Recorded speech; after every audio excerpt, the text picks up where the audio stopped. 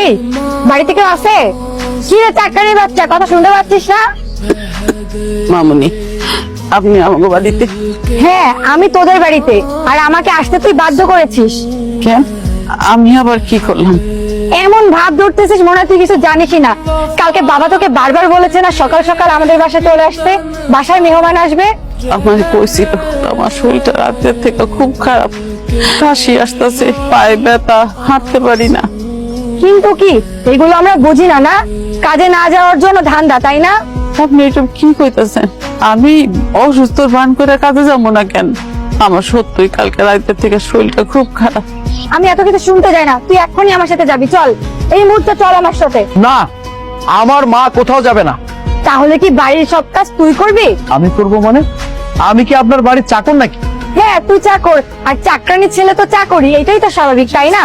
আচ্ছা ঠিক আছে, আমি আপনার বাড়ির সব কাজ করে দেব। কি কইতেছিস মাসুদ? তুই সব কাজ করে দিবি মানে?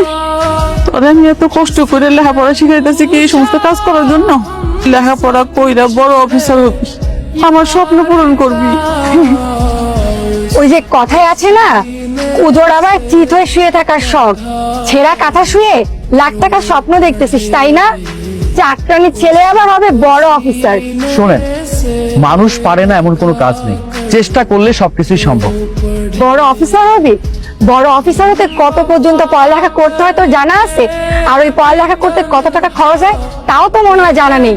আসছে বড় অফিসার হইতে।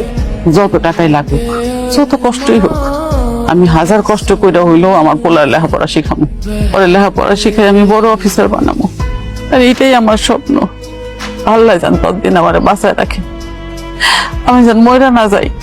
মরবি মরবি, তোর ছেলে বড় অফিসার হওয়ার আগেই তুই মরবি। এই, আপনি কিন্তু উল্টা পাল্টা কথা বলছেন।